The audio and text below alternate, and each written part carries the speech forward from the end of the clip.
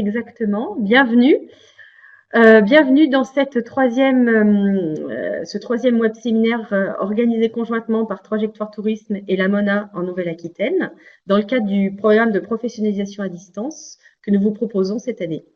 Voilà, donc je suis accompagnée de Maître Emmanuel Rouzet, que je vous présenterai un peu plus en détail dans cette introduction, et qui est notre expert aujourd'hui pour ce web séminaire sur les ordonnances Macron. Voilà, quel impact dans vos organisations. Alors, je vous parle et en même temps, je regarde les personnes qui arrivent. On a aujourd'hui plus de 56 inscrits et on en a une trentaine de participants. Donc, je pense que petit à petit, donc les participants vont arriver. Voilà. Donc, bienvenue à tous. Voilà, donc effectivement, pour ce web séminaire, donc on vous propose un décryptage des ordonnances Macron. Et juste avant de commencer, vous redonnez quand même quelques indications techniques pour ceux qui n'auraient pas encore utilisé ce support de web séminaire à distance. Donc, vous dire que vous pouvez régler le son en haut de votre écran, donc par une petite icône micro.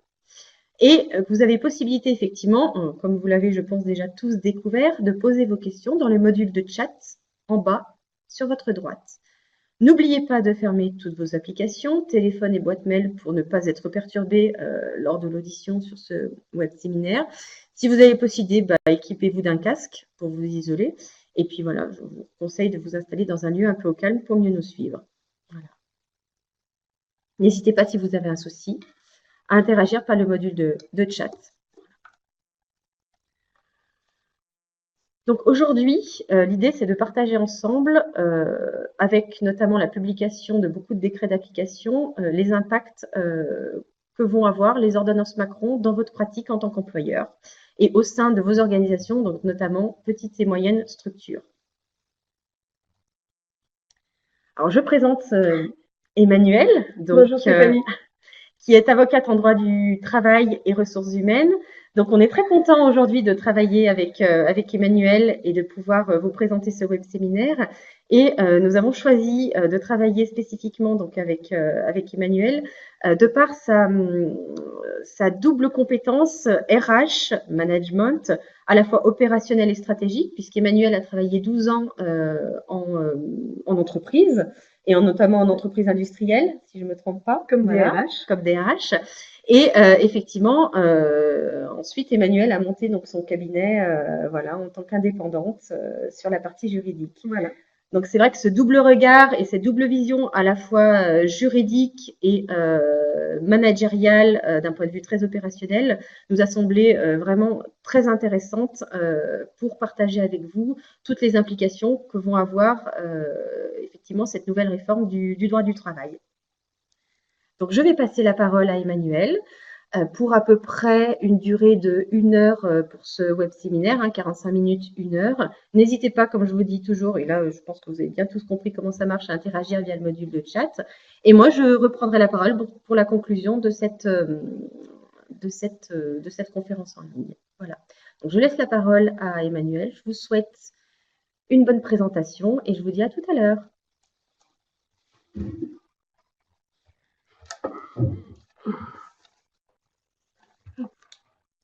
Me voilà installée. Bonjour à tous. Bienvenue pour ce web séminaire sur les ordonnances Macron. Alors effectivement, juste peut-être quelques précisions au tout départ.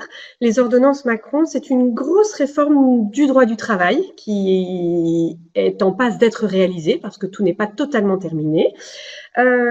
L'idée en tout état de cause, c'est de dire que cette réforme, elle s'applique aux entreprises privées. Le droit du travail, ça gère les relations entre les employeurs et les salariés. Et donc, du coup, elle s'applique aux entreprises privées. Les entreprises publiques, elles, ne sont pas concernées puisque le droit n'est pas le même. Ça, c'était une petite précision. Une deuxième précision, c'est que ces ordonnances Macron sont énormes par leur taille, par les modifications qu'elles apportent. Et naturellement, en 1 heure, on ne pouvait pas aborder tous les sujets qui sont concernés par ces ordonnances. Alors du coup, on a fait un choix qui est également en fonction du public qui assiste à ce web séminaire. Vous êtes majoritairement des entreprises de moins de 50 salariés. Et du coup, voilà, on a fait un choix avec les dispositions qui nous semblaient être les principales pour que vous soyez en mesure de regarder un peu ce qui allait impacter vos organisations. Voilà pour ces précisions. Je profite de cette introduction pour faire un petit sondage pour savoir si vous avez déjà des connaissances sur le sujet des ordonnances Macron, ou alors si c'est une totale découverte pour vous. D'accord. Alors pour le moment, les chiffres qui s'affichent montrent que effectivement, ces ordonnances Macron, c'est plutôt un sujet très nouveau pour vous tous.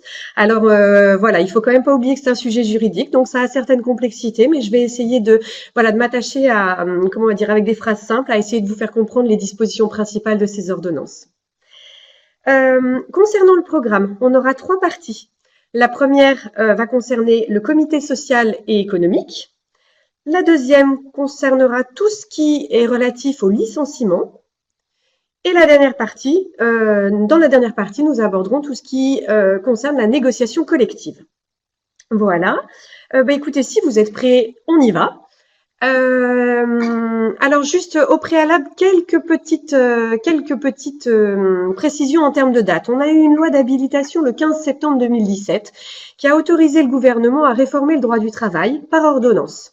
Ces ordonnances ont été publiées le 22 septembre. Il y en a eu 5.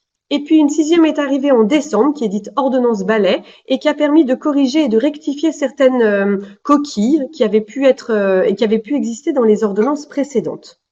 Ont été publiés tout un tas de décrets d'application suite aux ordonnances, puisque vous savez que le texte est en général, édicte des mesures générales, et pour son application plus précise, on a besoin de décrets. La plupart sont sortis.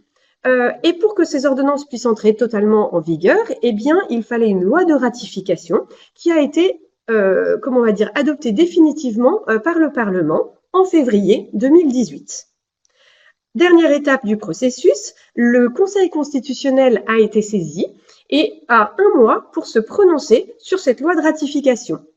Alors, cette loi de ratification, le Conseil constitutionnel, du coup, devra donner sa décision dans le mois, donc 21 février, 21 mars, et c'est à l'issue de ça que la loi sera publiée, du moins pour ces dispositions qui sont constitutionnelles, qui sont considérées comme constitutionnelles par le Conseil constitutionnel. Alors, je vois juste une petite question sur est-ce que ces ordonnances Macron s'appliquent au personnel détaché? Oui, bien sûr, dès l'instant que c'est une entreprise privée, bien sûr.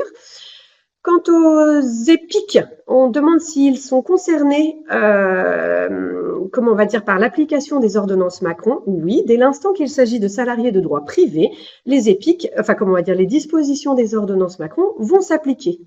En revanche, si le directeur, lui, n'est pas un salarié de droit privé, toutes les modalités de ces ordonnances ne s'appliqueront pas nécessairement. Voilà, ce que je vous propose, c'est que du coup, on rentre dans le vif du sujet et on va commencer par le Conseil social et économique. Alors, le Conseil social et économique, c'est la nouvelle disposition qui concerne les représentants du personnel. Alors, petit sondage pour que peut-être je sache à quoi m'en tenir vous concernant. L'idée, c'est de savoir quels sont les représentants du personnel que vous avez au sein de vos structures. Est-ce que vous n'en avez pas du tout?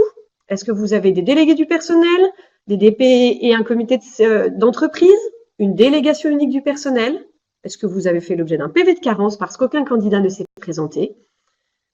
D'accord. Alors, quand je regarde les dispositions, vous êtes en majorité à avoir des délégués du personnel.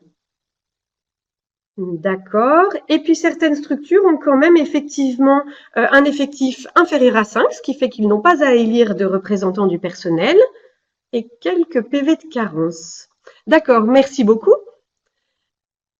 Alors, ce qu'on peut dire sur le comité social et économique. En fait, il y avait jusqu'à présent des délégués du personnel, un comité d'entreprise pour les entreprises de plus de 50 et le comité d'hygiène et de sécurité et des conditions de travail qui existait.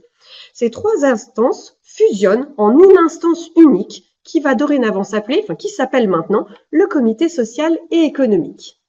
Cette instance, selon la loi, doit être élue dans toutes les entreprises d'au moins 11 salariés quand l'effectif est atteint pendant 12 mois consécutifs. Petite particularité dans les organismes de tourisme dont vous dépendez, l'effectif de 11 est réduit à 5 salariés, c'est-à-dire que vous devez élire des délégués du personnel à partir du moment où vous avez un effectif de 5 salariés. Alors, concernant la date de mise en place de ce comité social et économique, ce comité social et économique doit être mis en place lorsque, bien sûr, l'effectif est atteint, donc chez vous, au moins 5 salariés, ou lors du renouvellement des IRP. IRP étant l'acronyme de Institution représentative du personnel. Donc, lorsque le mandat de vos représentants du personnel arrive à échéance, eh bien, dans ce cas, vous devrez réélire cette fois-ci un comité social et économique. Et en tout état de cause, ce nouveau comité social et économique devra être élu au plus tard pour le 31 décembre 2019. C'est-à-dire que même si vos mandats arrivent à échéance après le 31/12/2019, vous devrez avoir procédé à l'élection du comité social et économique avant cette date. Alors, j'ai direct une question à laquelle je peux répondre. Parle-t-on de salariés en nombre de personnes physiques ou en ETP ? Effectivement, l'effectif se calcule selon les modalités du Code du travail et effectivement, c'est l'ETP qui compte, c'est-à-dire qu'on fait des prorata pour les temps partiels et puis qu'il y a des modalités spécifiques pour les CDD ou pour certains autres salariés. Mais ce n'est pas un nombre physique de personnes. Alors, quand vos mandats donc arrivent à échéance après 2019, il faut avoir élu votre CSE auparavant. Quand vos mandats arrivent à échéance en 2018, c'est-à-dire cette année, vous avez la possibilité de proroger les mandats ou au contraire de les réduire. De la même façon, en 2019, si vos mandats arrivent à échéance en 2019, vous avez la possibilité de réduire les mandats d'une durée maximum d'1 an, c'est-à-dire que vous pouvez avancer votre élection 1 an avant l'échéance de votre mandat. En tout état de cause, tant que votre nouveau CSE n'est pas élu, eh bien, s'appliquent les règles qui étaient en place avant les ordonnances Macron relatives au comité d'entreprise, au CHSCT, au DP et à la délégation unique du personnel. Vous êtes peu concernés par cette disposition manifestement. Alors, il y a une disposition un peu particulière de la loi, c'est que les entreprises dont l'effectif est compris entre 11 et 20 salariés, donc chez vous dans les organismes de tourisme, ce serait celle entre 5 et 20 salariés, vous n'avez pas l'obligation d'organiser des élections si aucun candidat ne s'est présenté dans le délai de 30 jours à compter de l'information du personnel sur l'organisation des élections. C'est une disposition qui est favorable pour les petites structures parce qu'effectivement, toujours on commence par informer les organisations, on commence par informer le personnel qu'on va organiser des élections. Et si dans les 30 jours, aucun candidat ne s'est présenté, eh bien du coup, on n'a pas nécessairement à poursuivre la procédure d'invitation aux organisations syndicales représentatives.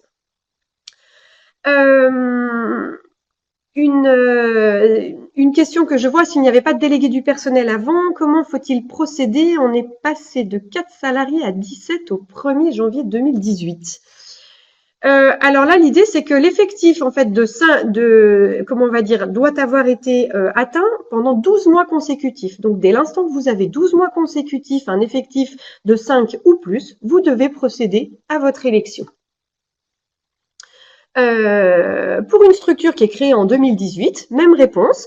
Dès l'instant que vous aurez eu un effectif de 5 ou plus pendant 12 mois consécutifs, alors à cette date et seulement à cette date, vous aurez à organiser le comité social, à organiser les élections pour le comité social et économique.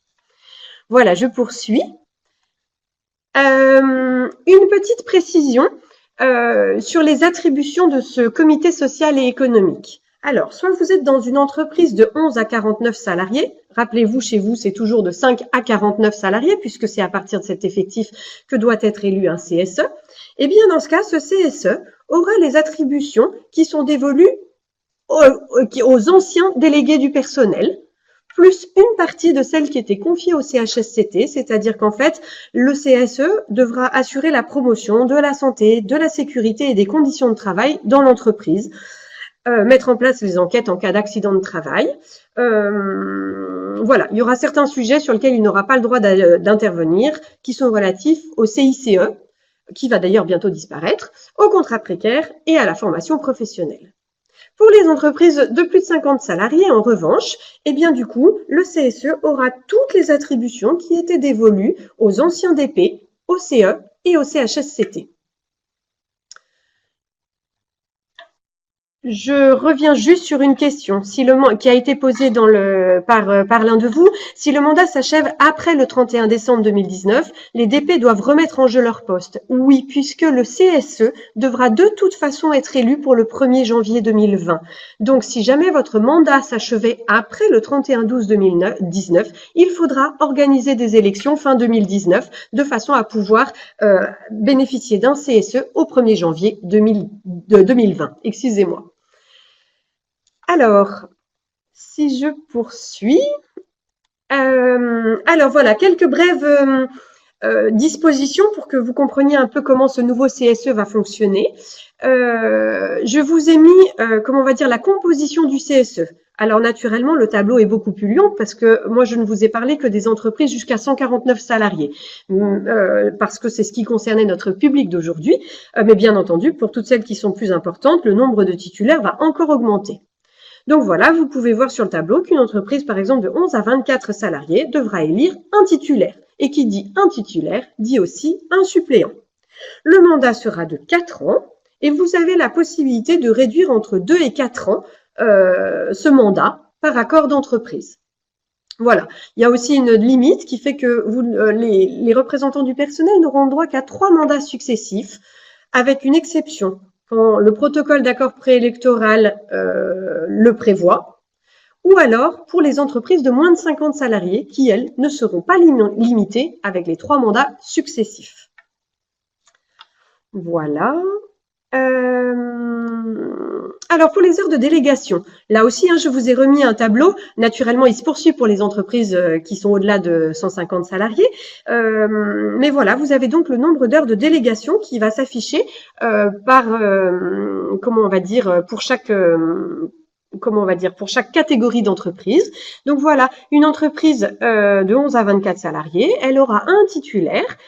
Donc du coup, ça lui fera 10 heures de délégation. Dans les entreprises de 25 à 49 salariés, comme il y aura 2 titulaires, eh bien il y a 2 fois 10 heures et donc ça fera 20 heures. Dans l'ensemble, ce nouveau CSE fait que du coup, le nombre d'heures de délégation a quand même réduit par rapport à ce qui existait entre les trois institutions précédemment. Alors, il y aura un possible cumul dans la limite de 12 mois de ces heures de délégation. Il y aura aussi une possible répartition chaque mois entre le titulaire et le suppléant. En revanche, tous ces cumuls et ces répartitions ne pourront pas amener à dépasser les heures de délégation prises sur un mois à plus de 1,5 fois le crédit d'heures mensuel. Donc, si par exemple, en fait, une personne a, 10 heures de délégation, son cumul ne pourra pas être supérieur à 15 heures réalisées par mois parce qu'on dépasserait la limite d'1,5 fois le crédit d'heures mensuel. Voilà, ce que je pouvais aussi vous préciser, c'est que l'information, les représentants du personnel devront informer l'employeur au moins 8 jours avant la date prévue pour l'utilisation. C'est une question d'organisation. Je ne reviens pas sur les heures de délégation, mais vous vous rappelez qu'effectivement, la personne qui part en heure de délégation n'a pas besoin de se justifier, n'a pas à expliquer ce qu'elle va faire, elle doit juste indiquer qu'elle part en heure de délégation. Existe aussi la possibilité des bons de délégation, mais je ne rentre pas dans le sujet parce que, entre guillemets, il n'y a rien de nouveau avec les ordonnances Macron sur ce sujet. Voilà. Nous poursuivons par les réunions. Alors, les réunions dans les entreprises de moins de 50 salariés, eh bien, auront lieu une fois par mois, comme c'était le cas avec les délégués du personnel jusque-là. Pour les entreprises de plus de 50 salariés, il devra y avoir 4 réunions par an au minimum dédiées à la santé, sécurité et aux conditions de travail. Vous voyez l'acronyme SSCT. Et En tout état de cause, il devra y avoir une réunion une fois tous les 2 mois pour les entreprises qui sont entre 50 et 300 salariés et une fois par mois pour les entreprises de plus de 300 salariés. Vous n'êtes pas concernés. Une grande nouveauté des ordonnances Macron, c'est que les suppléants n'assistent plus aux réunions, sauf si le titulaire est absent. Donc ça, c'est une grosse nouveauté. Je vois quelques questions. Est-il possible d'avoir un DP sans suppléant si personne ne se présente? Bien entendu, si personne ne se présente, eh bien, il n'y aura pas de suppléant.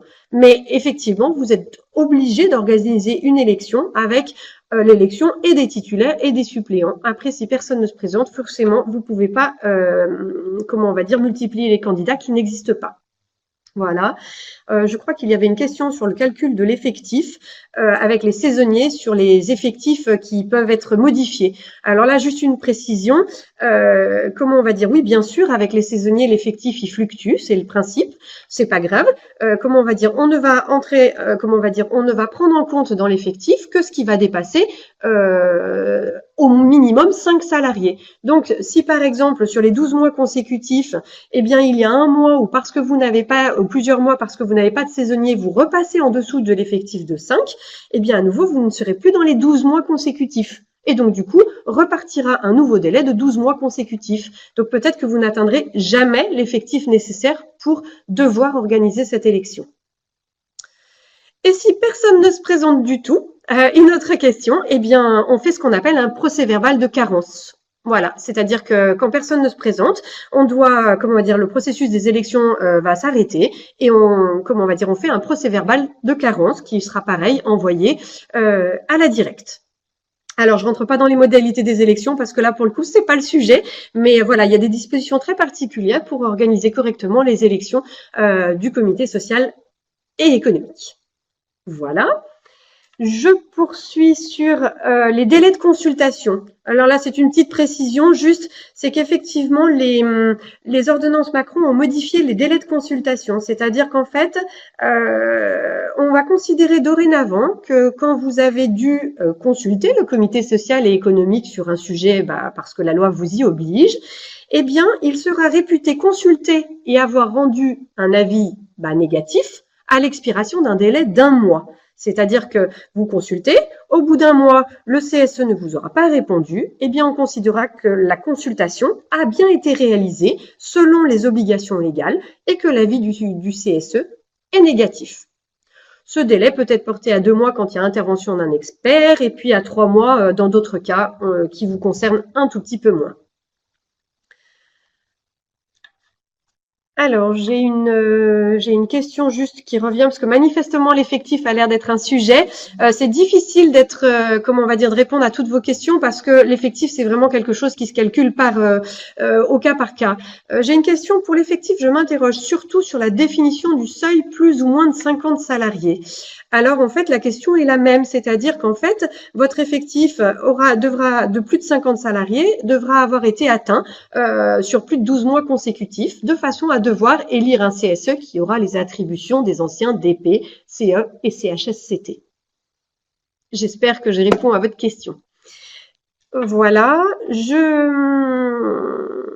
poursuis par un slide. C'est uniquement pour vous informer parce que je pense qu'il y a, comment on va dire, l'application risque quand même d'être peu importante dans vos structures. Juste pour vous dire que la loi prévoit que le CSE pourra décider avec les délégués syndicaux, lorsqu'ils existent dans l'entreprise, ce qui n'est pas du tout le cas dans toutes les entreprises, et notamment celles de moins de 50, elles pourront par accord d'entreprise fusionner en une instance unique qui deviendra le conseil d'entreprise et qui du coup aura les attributions du CSE et celles des délégués syndicaux, c'est-à-dire de négocier les accords collectifs. Donc voilà, vous êtes très peu à être concernés, mais je voulais juste que vous ayez entendu le mot conseil d'entreprise. Voilà. Alors, oui, je revois vos questions. Dans le cadre des élections, le premier tour concerne-t-il toujours les candidats syndiqués? Oui, je n'ai pas évoqué tout ça.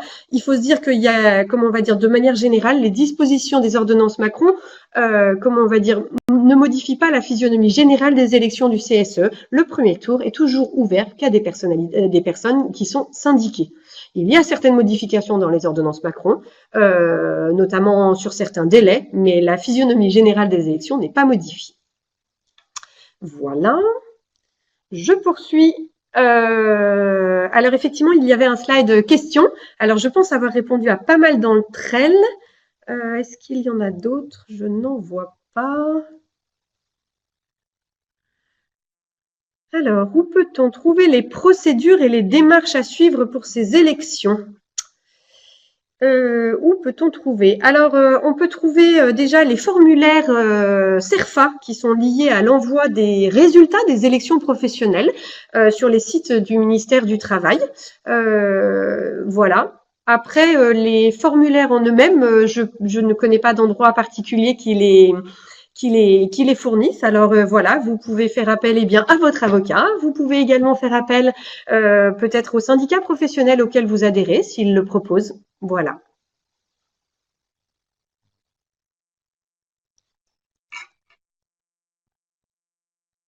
Je pense que c'est tout bon.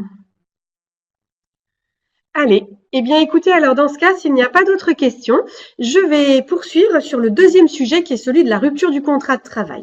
Les ordonnances Macron ont énormément modifié le sujet. Voilà, on va voir un aperçu de tout ce qui a été, des changements qui pourraient vous impacter dans vos organisations. Alors, le premier concerne l'indemnité légale de licenciement. Alors, l'indemnité, enfin la loi, donc le Code du travail, a été modifié sur le calcul de l'indemnité de licenciement. Désormais, l'ancienneté minimum pour avoir droit à une indemnité de licenciement est fixée à 8 mois. Avant, c'était 12 mois. De même, le montant de l'indemnité légale de licenciement a été élevé, c'est-à-dire qu'on a droit maintenant à un quart de mois de salaire jusqu'à 10 ans d'ancienneté et ensuite un tiers de mois à partir de 10 ans. Alors, vous avez des dispositions spécifiques sur le salaire de référence. Comment on calcule ce salaire de référence? Alors, c'est soit un tiers des 3 derniers mois, soit un 12e des 12 derniers mois, selon ce qui est le plus favorable. L'idée, c'est aussi de dire que quand la personne a travaillé moins de 12 mois, on fait une moyenne sur les mois qui ont été réalisés, même si c'est inférieur à 12 mois. Et on la compare avec la moyenne des 3 derniers mois, et toujours, on prend celle qui est la plus favorable. Les ordonnances précisent aussi qu'en cas d'année incomplète, on fait un calcul qui est proportionnel au nombre de mois complets. On ne calcule plus un prorata sur les petits jours qui dépassent le nombre de mois complets. Petite précision à nouveau par rapport aux organismes du tourisme dont vous dépendez. L'indemnité qui est proposée par la convention collective jusqu'à avant les ordonnances Macron, la plupart du temps était bien sûr au moins égale à la loi et parfois supérieure. Voilà, à aujourd'hui, quand on compare l'indemnité légale et l'indemnité conventionnelle des organismes de tourisme, c'est l'indemnité légale qui est beaucoup plus favorable. Donc, c'est bien celle-ci que vous devez appliquer, que vous voyez comme calcul sur mon slide. Il y a juste une chose, dans les organismes de tourisme, pour les salariés de plus de 50 ans, dont le licenciement intervient après 20 ans d'ancienneté, la convention collective prévoit en revanche que l'indemnité est doublée. Voilà, c'était juste une petite précision pour faire le lien entre ce que la loi vous dit et ce que la convention collective vous dit, parce que toujours en droit du travail, il faut s'interroger sur toutes les sources qui produisent des normes en droit du travail et bien sûr garder toujours celle qui est la plus favorable. Alors, ça c'était le premier changement. Le deuxième, c'est les procédures de licenciement. Alors, des décrets d'application sont sortis suite à l'ordonnance Macron et ont prévu des modèles réglementaires de lettres de licenciement. Alors, ces modèles, vous pourrez les télécharger sur le site de Légifrance. Vous allez chercher le décret dont je vous ai mis la référence, numéro 2017-1820 du 29 décembre 2017. Et du coup, vous aurez tous les modèles réglementaires de lettres de licenciement. Alors, ces modèles sont bien sûr d'utilisation facultative. Il n'y a aucune obligation, ce n'est qu'une aide. Alors, bien entendu, ce n'est qu'une aide et ce n'est qu'une trame. C'est-à-dire qu'il va falloir utiliser la lettre qui correspond à la nature juridique du licenciement que vous envisagez. Et puis, il va falloir l'adapter aux spécificités qui sont propres à la situation du salarié, ainsi qu'au régime conventionnel et contractuel applicable.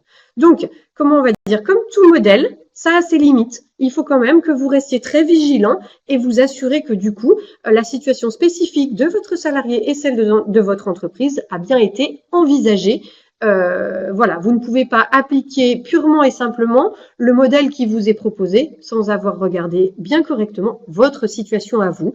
Mais par contre, c'est vrai que ça donne un cadre et que ça peut aider d'avoir cette rédaction.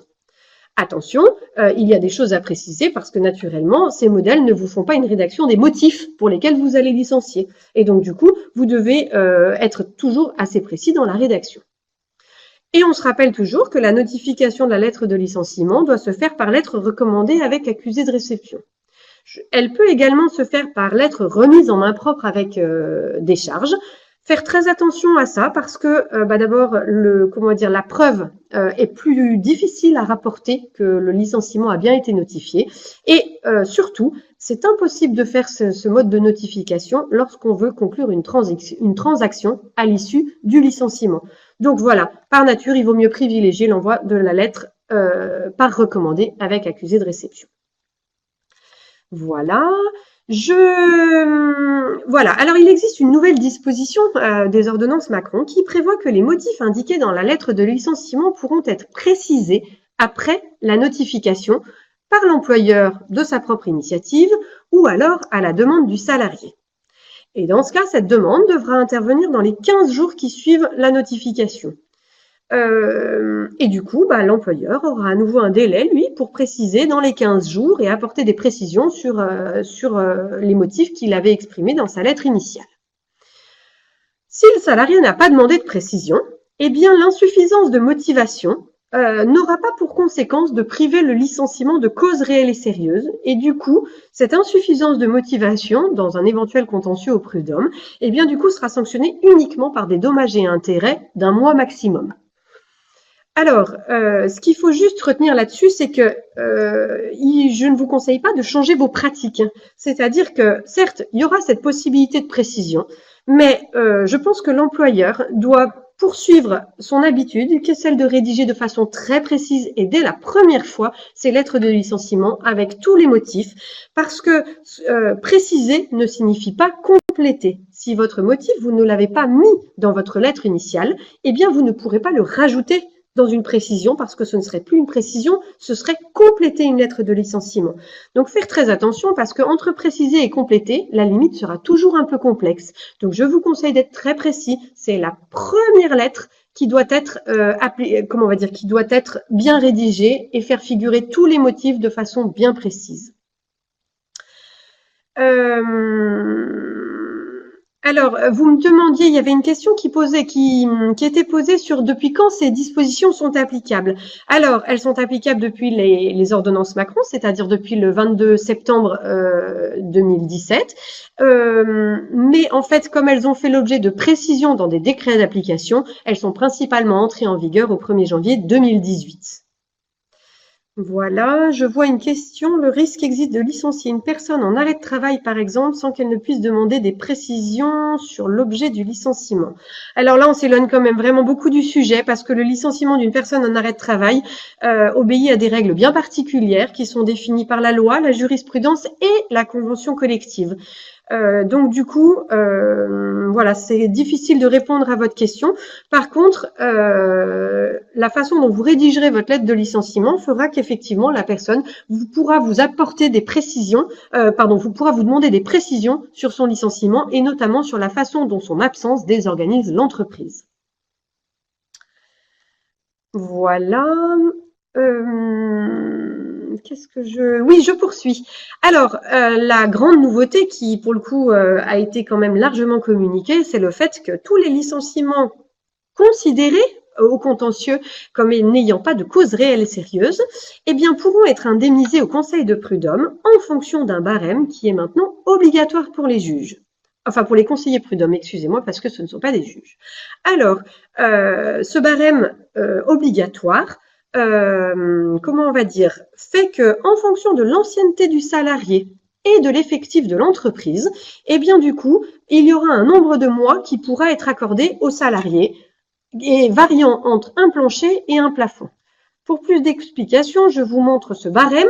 Alors voilà, vous pouvez par exemple regarder la ligne, je sais pas, d'un salarié qui aurait, mettons, une ancienneté de 3 ans. Eh bien, au prud'homme, Il pourrait, dans une entreprise de moins de 11 salariés, avoir un minimum d'indemnisation égal à 1 mois de salaire. Dans une entreprise de 11 salariés et plus, il pourrait avoir un minimum d'indemnisation de 3 mois de salaire. Et il aurait en tout état de cause un plafond d'indemnisation de 4 mois de salaire. Donc voilà comment il faut lire ce tableau. À partir de 11 années d'ancienneté, on ne fait plus la différence entre les entreprises de plus ou moins de 11 salariés. Voilà, j'espère que ce tableau est suffisamment clair pour vous.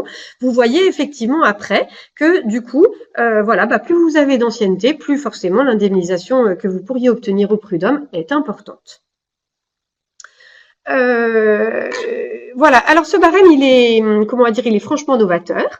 On va dire qu'il est plutôt, entre guillemets, favorable aux entreprises parce que du coup, le risque prud'homal pourra être provisionné. C'est-à-dire que du coup, il suffira de regarder l'ancienneté du salarié et de se dire, voilà, si mon salarié va au prud'homme, voilà, je risquerai tant de mois maximum au prud'homme.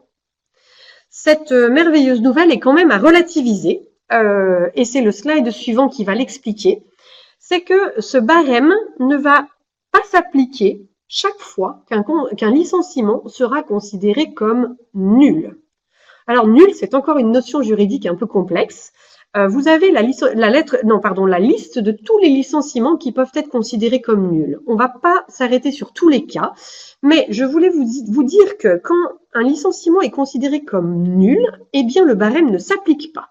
Un licenciement peut être nul quand on a violé une liberté fondamentale, quand il est consécutif à des faits de harcèlement, qu'ils soient moraux ou sexuels, quand il est discriminatoire, quand on a atteint les règles sur l'égalité professionnelle, quand il résulte de l'exercice d'un mandat par un salarié protégé. Bref, vous avez tout un tas de cas pour lesquels le licenciement est nul. Et dans ce cas, le barème ne s'applique pas. C'est-à-dire qu'il n'est plus applicable et que le salarié a droit à réintégrer l'entreprise ou alors à bénéficier d'une indemnité de 6 mois de salaire sans aucun plafond. Donc là, vous n'avez plus qu'un plancher et pas de plafond. C'est très important ce que je vous dis parce que ça veut dire que dans l'ensemble, les contentieux vont se déplacer. Forcément, le barème pour licenciement sans cause réelle et sérieuse étant assez favorable à l'employeur et donc défavorable aux salariés, il est probable que les contentieux se déplacent sur le terrain du harcèlement, de la discrimination, bref, de tous les cas que je vous ai cités, pour justement sortir de l'application du barème et que le salarié puisse obtenir beaucoup d'indemnités supplémentaires. Et là, pour le coup, eh bien, le régime de la preuve peut s'avérer complexe. Donc voilà, il y a vraiment une dualité. Oui, le barème est plus intéressant pour les employeurs, c'est vrai, mais les salariés, eux, ont effectivement la possibilité d'essayer de prouver que leur licenciement est en fait nul et non pas sans cause réelle et sérieuse, et du coup obtenir une indemnisation supplémentaire. Voilà. Je poursuis par le licenciement économique. Alors, excusez-moi, je ne vous ai... Oui, voilà. Non, si c'est tout bon, excusez-moi. Le licenciement économique. Alors, quelques petites modifications, enfin pas petites d'ailleurs. Le périmètre d'appréciation de la cause économique. Excusez-moi, je reviens sur le barème parce que je vois une question. Il est écrit, la question est donc pour moins d'1 an, c'est 1 mois de salaire. Alors, tout à fait, je vais revenir sur le barème. Effectivement, le maximum pour une personne qui a moins d'1 an d'ancienneté, c'est 1 mois de salaire. Le maximum, mais ça pourra être moins. Je reprends, excusez-moi, sur le licenciement économique. Alors, le périmètre d'appréciation de la cause économique va maintenant être apprécié au niveau de l'entreprise, ça, rien n'a changé, ou alors au niveau du secteur d'activité du groupe auquel elle appartient. Et le gros changement, c'est la limite au territoire national. Alors, vous n'êtes peut-être pas forcément concernés dans vos structures parce qu'elles ne sont peut-être pas internationales avec des établissements dans le monde entier. Mais voilà, l'appréciation de la limite et de la cause économique se fait maintenant uniquement sur le territoire national, ce qui arrange quand même pas mal d'entreprises. Alors, l'obligation de reclassement. Là aussi, il y a une modification. On supprime l'obligation de reclassement à l'étranger. Je m'arrête peu sur ces dispositions parce que je pense que vous n'êtes pas terriblement concernés. Et enfin, les offres de reclassement, là pour le coup vous êtes concernés, eh bien pourront donc être adressées soit de manière personnalisée à chaque salarié, soit par une diffusion par tout moyen, via une liste des postes disponibles à l'ensemble des salariés. Je vois une question qui n'est pas en rapport avec le sujet. On va quand même la lire. Lorsqu'il y a changement de structure, par exemple suite à une fusion, l'ancienneté démarre quand? Alors, cette question, comment dire, elle est résolue par le Code du travail, qui fait que quand vous avez, enfin, dans certains cas de ce qu'on appelle la modification de la situation juridique de l'employeur, eh bien, il y a un article du Code du travail qui s'applique et qui dit que du coup, les droits des salariés sont repris comme avant et donc l'ancienneté démarre avant la reprise. Dans le cas d'une fusion, voilà, ces dispositions s'appliquent, c'est-à-dire que l'ancienneté va démarrer comment on va dire, à celle qui avait été acquise avant la fusion. Il n'y a que certains cas particuliers dans le Code du travail qui font que ces dispositions ne s'appliquent pas. Mais pour la fusion dont vous me parlez, l'ancienneté va démarrer lorsqu'elle a été acquise à l'embauche.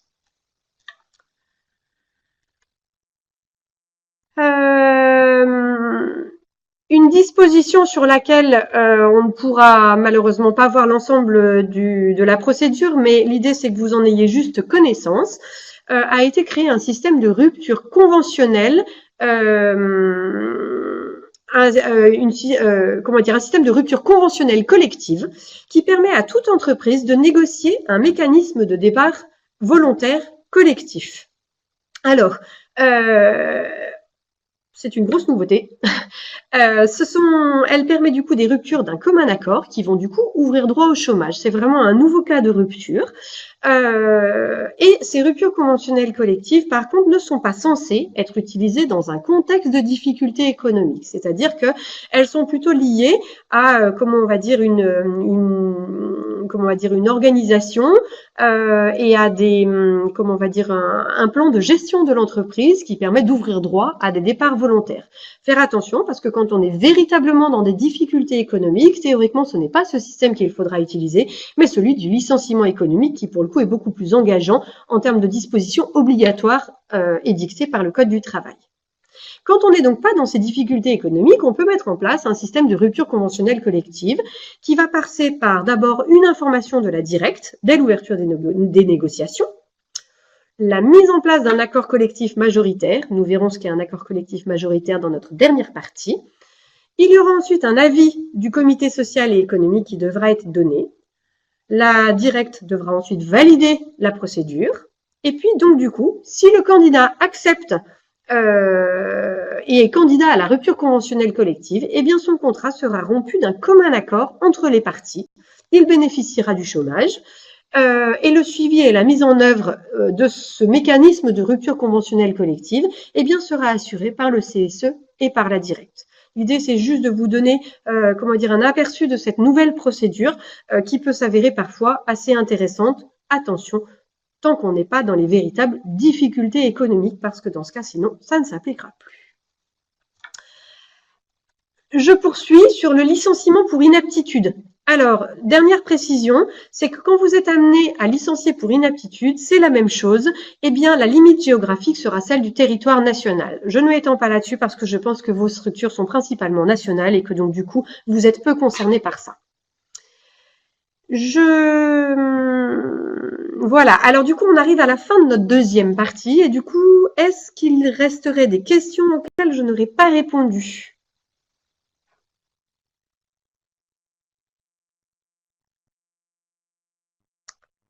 Eh bien, on dirait que non. Alors, je poursuis.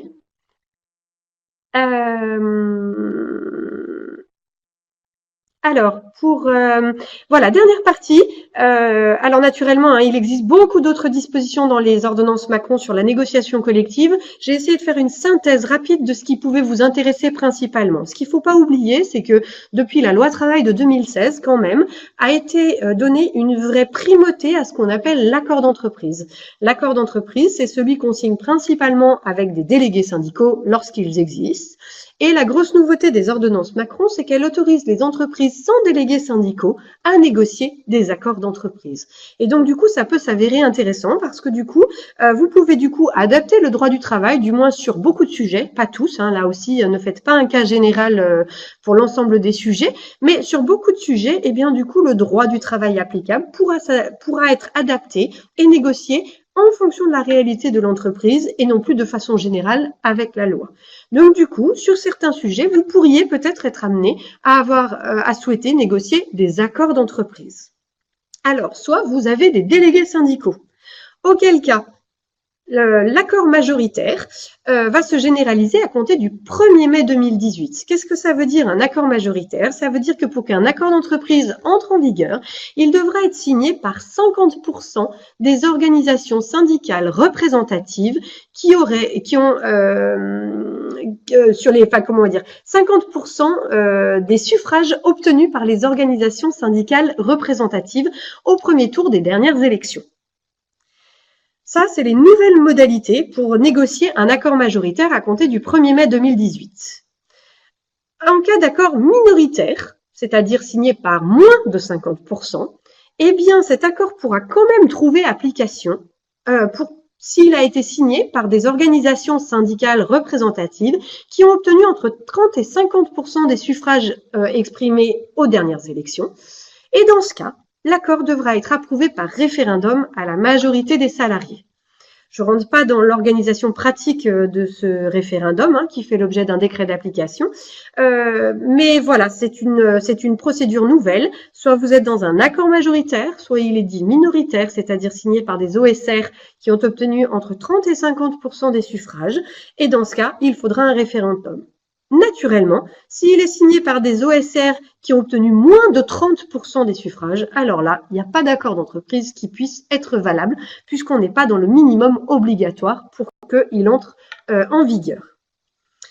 Je ne pense pas que ce soit la majorité des entreprises représentées dans ce public du web séminaire et donc je viens directement aux possibilités offertes pour les entreprises qui font moins de 50 salariés et qui n'ont donc pas de délégués syndicaux.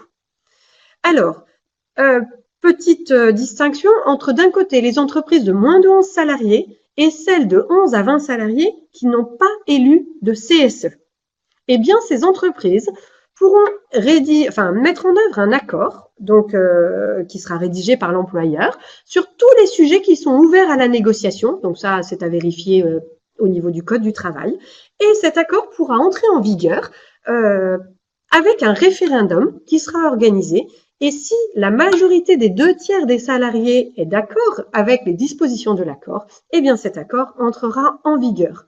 Autrement dit, il sera possible maintenant d'avoir des accords d'entreprise sans délégués syndicaux et sans faire appel à un salarié mandaté par une organisation syndicale représentative. Pour les entreprises de 11 à 49 salariés, c'est un peu différent, mais là aussi les possibilités sont nombreuses. Les accords sont ouverts sur tous les sujets possibles ouverts à la négociation par le Code du travail et sont possibles soit avec des élus du CSE qui représenteraient la majorité des suffrages exprimés lors des dernières élections, qu'ils soient mandatés ou non, ou alors des salariés qui ne seraient pas élus mais qui seraient mandatés par une organisation syndicale représentative avec approbation par les salariés à la majorité des suffrages exprimés. Donc, les modalités sont un peu plus contraignantes pour les entreprises de 11 à 49 salariés, mais quand même, vous avez quand même beaucoup plus de possibilités. Avant, seul le mandatement permettait de négocier un accord d'entreprise quand on n'avait pas de délégués syndicaux. Et dans le deuxième cas, des entreprises de 11 à 49 salariés, il n'y a aucune priorité qui n'est donnée au mandatement. Si vous voulez passer par des élus du CSE, c'est tout à fait possible. Voilà, ça, ce sont les principales dispositions qui sont applicables aux entreprises de moins de 50. Pour les entreprises de plus de 50 qui n'auraient pas de délégués syndicaux, parce qu'effectivement, les délégués syndicaux existent dans les entreprises de plus de 50, mais parfois, il n'y en a pas. Alors là, vous avez une procédure un peu particulière qui a été définie. Voilà, on informe les organisations syndicales représentatives et les membres du CSE de la décision d'engager des négociations. On négocie avec les membres du CSE, qui auront été mandatés par une organisation syndicale. On fait le référendum par la majorité des salariés. Et ensuite, eh bien, du coup, on peut négocier Voilà, sachant que l'objet de l'accord, lui, sera limité aux mesures qui nécessitent un accord collectif. C'est-à-dire qu'en fait, les sujets qui seront ouverts à la négociation seront plus limités que les négociations dans les entreprises de moins de 50 salariés n'ayant pas de délégués syndicaux. Enfin, la négociation avec, voilà, ensuite vous aurez effectivement, à défaut de négociation avec les membres du CSE qui n'auront pas été mandatés, eh bien vous pourrez négocier avec des salariés mandatés par une organisation syndicale représentative et toujours avec approbation par référendum des salariés.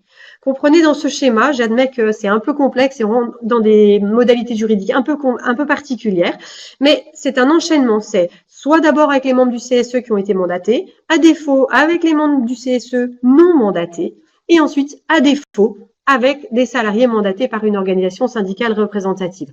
Là, en gros, l'idée, c'est de dire que les membres du CSE qui sont mandatés par une organisation syndicale représentative sont prioritaires dans la négociation.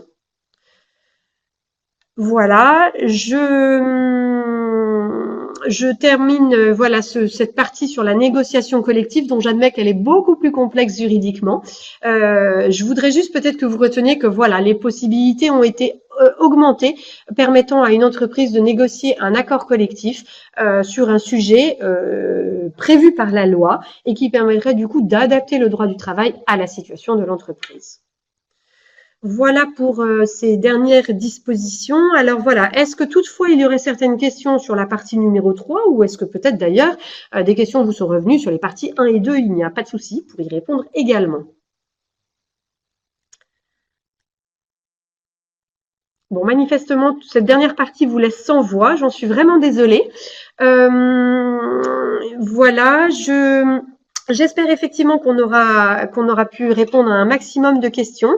Je termine juste quand même ma présentation par le fait qu'il existe d'autres sujets qu'on ne pouvait pas aborder aujourd'hui, mais que je vous mentionne. Il y a le congé de formation économique, sociale et syndicale, qui est, comment on va dire, abordé par les ordonnances Macron et qui prévoit du coup une obligation de maintien de salaire du salarié qui part en congé de formation. Vous avez aussi un nouveau cas de prêt de main-d'œuvre à but non lucratif. Je pense qu'il ne va pas vous concerner, je ne m'attarde pas. Vous avez également l'accord de performance collective. Cet accord de performance collective remplace les anciens accords de maintien dans l'emploi ou de développement de l'emploi et permet du coup à une entreprise de négocier un accord collectif et d'aménager la durée du travail ou la rémunération par accord collectif et ainsi modifier les contrats de travail des salariés. Vous avez également le contrat de génération qui a été supprimé. Je ne sais pas, peut-être que vous avez certains demandé des aides au titre du contrat de génération. Eh bien, c'est ainsi maintenant supprimé. Vous avez également le télétravail. Alors, le télétravail, je ne l'aborde pas. C'est un sujet qui, effectivement, à mon avis, vous concerne. Je sais que vous travaillez sur du multisite et donc le télétravail est peut-être une modalité qui est utilisée. Cela fera l'objet d'un prochain web séminaire le 4 avril et qui détaillera l'ensemble des dispositions qui ont été mises en œuvre par les ordonnances Macron à ce sujet. Voilà, nous arrivons au terme de notre atelier. Merci infiniment pour votre attention, pour votre participation et vos questions. J'observe qu'une question est quand même arrivée, je vais tâcher d'y répondre. Un cas pratique pour 24 salariés et pas de représentants. Négociation possible. Alors, effectivement, si on se remet sur le slide, donc vous êtes effectivement dans une entreprise de moins de 50. Vous êtes, comment on va dire, dans la deuxième catégorie. Si vous n'avez pas de CSE, eh bien vous pourrez proposer à des salariés non élus d'être mandatés par une organisation syndicale représentative avec approbation par les salariés à la majorité des suffrages exprimés pour pouvoir négocier. Donc voilà, là on revient dans un cas qui était proche de ce qui existait avant ces ordonnances. J'espère avoir répondu à votre question. Eh bien voilà, je vous remercie infiniment pour votre attention, pour votre participation et je repasse la parole à Stéphanie. Merci. Bonjour à tous, je reviens. Un grand merci à Emmanuel pour ce web séminaire très complet donc au niveau des ordonnances Macron. Un grand merci aussi à tous pour votre participation. Un bonjour aussi à tous nos auditeurs de la Nouvelle-Aquitaine qui nous ont rejoints en masse pour ce web séminaire et aussi bien évidemment nos auditeurs auvergnats-rhône-alpins puisque je vous le rappelle donc qu'on est dans une action du programme de professionnalisation d'Auvergne-Rhône-Alpes et de Trajectoire Tourisme et que effectivement ce programme de web séminaire qu'on vous propose donc sur 9 dates cette année nous permet de couvrir toutes les thématiques RH, management et notamment travail multisite et que ce programme est organisé conjointement avec nos collègues de la MONA en Nouvelle-Aquitaine qui aussi nous suivent et que je salue par la même occasion. Tous ces éléments vous ont sans doute donné envie d'aller plus loin. On voulait vous proposer un certain nombre de thématiques de formation. Donc, au niveau de la région Auvergne-Rhône-Alpes, on vous propose un certain nombre de rendez-vous à venir sur ces thématiques effectivement juridiques, fiscales et droit social et RH. Donc, des premières formations sur tout ce qui est actualité fiscale, comptable, juridique et sociale, donc qui se déroulent soit sur notre site à Clermont-Ferrand, soit également à Chambéry. Aussi formation, je crois qu'elle est de 2 jours, spécial organisme de tourisme, qui se déroule sur le département de la Loire, donc à Saint-Étienne, sur les évolutions du droit social et du droit du travail. Une prochaine formation donc, que nous vous proposerons sur notre site de Lyon, puisque je n'ai pas dit, effectivement, nous sommes basés à Lyon, et c'est Emmanuel et moi-même, donc nous sommes effectivement à Lyon. Donc sur les structures juridiques de plus de 10 salariés et la maîtrise du dialogue social. Et une dernière date sur la prévention des contentieux avec les salariés et de l'importance effectivement de travailler le juridique et de lier le juridique au management. Voilà, avec là 2 journées qui sont programmées à la fois sur Clermont-Ferrand et sur Lyon.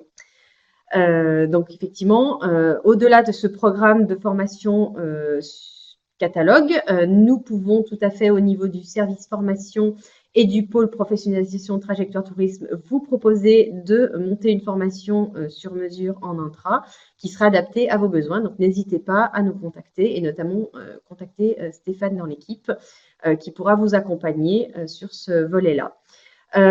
Donc pour tout l'ensemble des formations, vous pourrez les trouver donc sur nos sites web www.trajectoire-tourisme.com.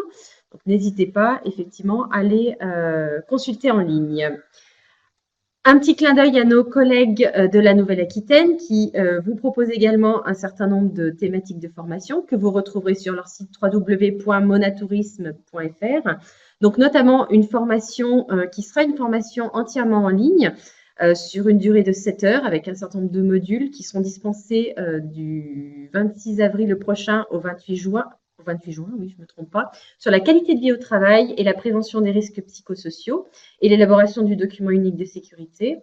Et une seconde formation sur la partie management et droit social, également sur la prévention des contentieux en droit social, pour un premier niveau qui est organisé sur Bordeaux pour effectivement tous nos auditeurs de la Nouvelle-Aquitaine. Voilà. Vous dire aussi que ce web séminaire est enregistré, que la version vidéo sera disponible en replay sur les 2 sites internet professionnels à la fois de la MONA en Nouvelle-Aquitaine et d'Auvergne-Rhône-Alpes Tourisme en Auvergne-Rhône-Alpes. Donc, pour tous ceux qui étaient inscrits, vous allez en recevoir le lien par mail. La présentation de Maître Emmanuel Rouzet pourra vous être adressée sur demande spécifique. Voilà, nous vous adresserons un message en ce sens. Pour vous faire un petit focus sur les prochaines dates de notre programme de web séminaire en ligne, donc toujours sur le thème des RH et notamment les thèmes du travail multisite, qui est un thème qui nous impacte beaucoup dans nos organisations touristiques. Donc, nous vous proposons des prochaines dates. Donc, sur le même format, un rendez-vous de 1 heure, généralement, effectivement, de 11h à 12h. Prochaine date, le 14 mars, très bientôt, pour un web séminaire animé par nos collègues de la MONA sur le travail flexible et les nouveaux modes de travail, et notamment l'aménagement des espaces de travail. Une date ensuite, très rapide aussi, le 4 avril, comme Emmanuel vous en a parlé, donc sur le télétravail, implication et cadrage. On sait effectivement qu'il y avait beaucoup d'interrogations de votre part sur cette thématique du télétravail, qui implique fortement nos organisations. Donc, on vous engage à venir vous connecter et vous inscrire pour le web séminaire du 4 avril, parce qu'effectivement, c'est un sujet à part entière qui est complexe et qui nécessite d'être traité sur une durée quand même relativement conséquente. Et on ne voulait pas l'aborder aujourd'hui parce que c'est relativement complexe et que ça nécessitait vraiment d'avoir un peu plus de temps. Une thématique sur les bonnes pratiques dans les entreprises libérées, qu'on vous engage fortement à suivre, donc animée aussi par nos collègues de la MONA le 6 juin prochain. Et pour terminer sur la thématique RH, voilà, la boîte à outils pour les managers, toujours partagée par la MONA. On vous propose d'autres rendez-vous, toujours gratuits, toujours en ligne, toujours de 11h à 12h, donc notamment sur la diversification des financements, une thématique autour de tout ce qui est logique de mécénat, partenariat et crowdfunding, qu'on va vous animer, nous, du côté Auvergne-Rhône-Alpes le 25 avril. Et une dernière thématique qui nous tient beaucoup à cœur sur l'approche neurocognitive et comportementale pour proposer des vacances de rêve à vos clients. Et là, travailler vraiment sur une thématique liée aux neurosciences pour comment véritablement pouvoir, en termes marketing, avoir une approche liée aux neurosciences pour pouvoir construire vos offres de séjour et vos produits et services. Voilà. Donc, un grand merci à tous. Si également, alors je n'ai pas regardé en même temps le module de chat, si vous avez des questions qui sont arrivées. J'ai pas l'impression, Emmanuel me dit, qui a été plus attentif que moi sur ce sujet non plus. Bah, écoutez, merci à tous de votre écoute et de vos interactions. Je vois qu'effectivement nos collègues de la MONA voilà, sont là aussi, donc merci à eux. Et puis à très bientôt, rendez-vous pour la prochaine date, voilà, dès la semaine prochaine. À très bientôt. Au revoir.